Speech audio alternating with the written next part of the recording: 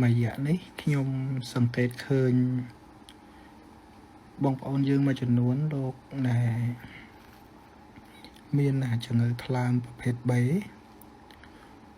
ហើយលោកណែឃើញការផ្សព្វផ្សាយពាក់ព័ន្ធមួយផលិតផលផ្សេងអាហារអំប៉នផ្សេងដែលមានការផ្សព្វផ្សាយជាលក្ខណៈធ្វើឲ្យមានការយល់ខុសពីបងប្អូនយើងដែលលោកយល់ថាអានោះវាយកមកព្យាបាលមេរោគថ្លើមប្រភេទ B ហើយធ្វើឲ្យបងប្អូនយើងលោក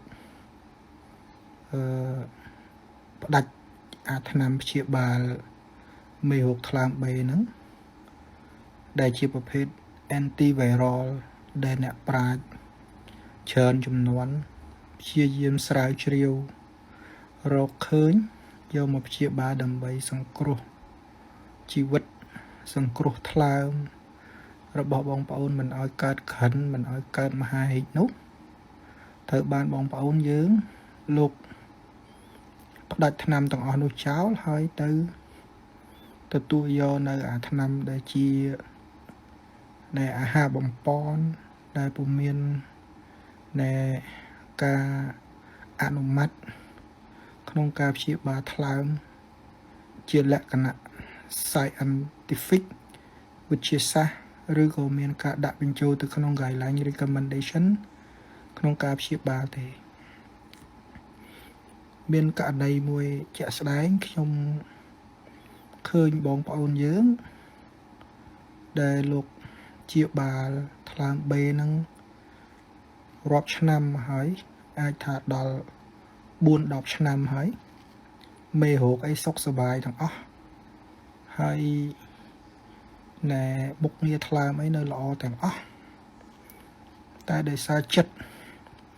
ចេតនាចិត្តនោះវាចង់ឆាប់ជាពេកឃើញគេផ្សព្វផ្សាយតាមអនឡាញនោះក៏តាក់ទងគេហើយឃើញគេដាក់ថាអាមេរោគប៉ុណ្ណឹងមិនបាច់លេបថ្នាំពេទ្យទេលេបតែអាថ្នាំដែលគេផ្សាយហ្នឹងតែប្រហែលខែទៅជាហើយដោយសារចិត្តនោះវាក្របដណ្ដប់ដោយសារការចង់ជានោះលឿនពេកធ្វើឲ្យខ្វះនៅការពិចារណាបាត់នៅការវិភាគហើយអ្នកផ្សព្វផ្សាយនោះប្រកែក្នុងការនិយាយទៀតមានវីដេអូតាក់ទាញមានផុសតាងមានអីកខងមកអញ្ចឹងវាជាបច្ច័យដែលជំរុញចិត្តរបស់លោកពូម្នាក់នោះ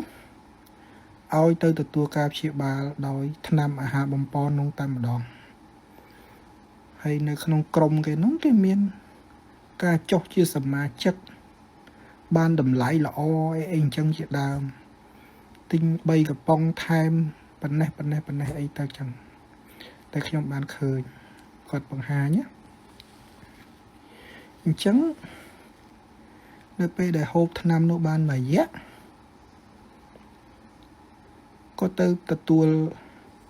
ការតេស្តឈាមនៅ Pasteur កម្ពុជាយើងហ្នឹង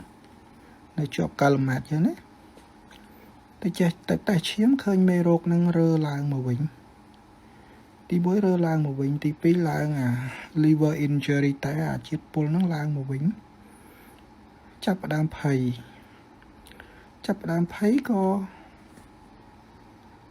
ក៏ស្វែងរកពេទ្យដើម្បីព្យាបាលបន្តឡើងវិញអញ្ចឹងអានឹងជាសញ្ញាមួយមិនល្អទេថាយើងផ្ដាច់ថ្នាំខុសបច្ចេកទេសមេរោគរើឡើងវិញហើយផ្ដាច់ថ្នាំ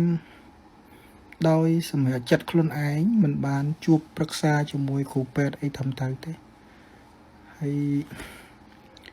មោហៈបាំងមកវឹបដោយសារចិត្តនោះវាជឿទៅលើអ្វីដែលគេផ្សព្វផ្សាយហើយចេតនាចង់ឆាប់ជា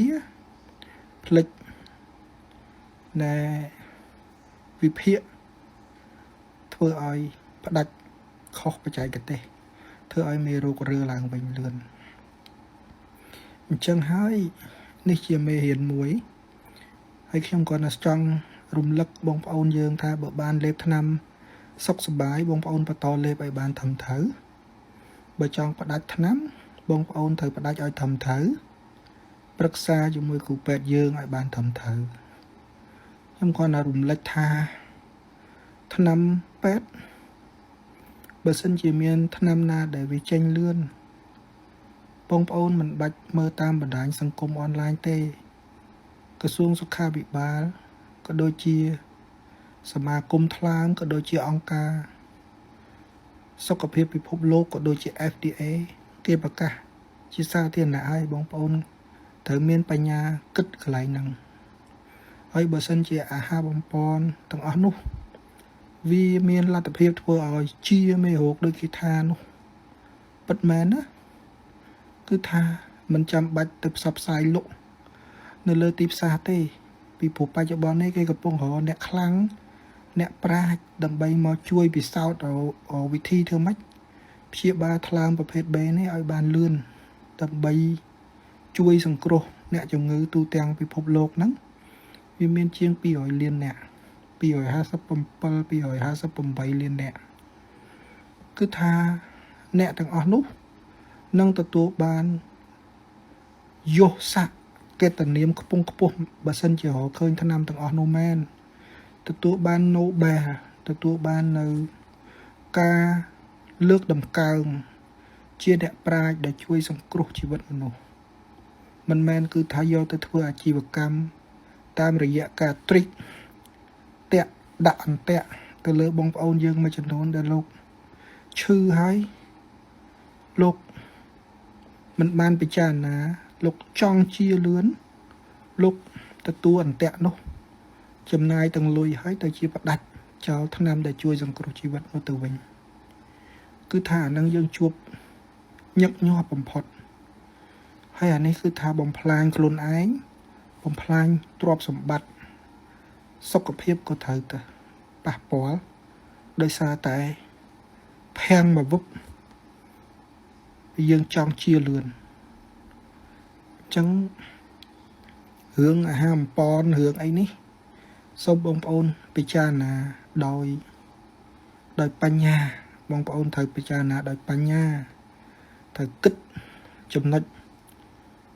នោះឲ្យបានច្បាស់លាស់វិភាគឲ្យបានច្បាស់លាស់សួរនាំឲ្យបានច្បាស់លាស់ព្រោះការងារទាំងអស់នេះវាជាការងារសុខភាពសាធារណៈអញ្ចឹងមិនអាចយកមកផ្សព្វផ្សាយទៅពីបានទេក្រសួងសុខាភិបាលលោកប្រឹងណាស់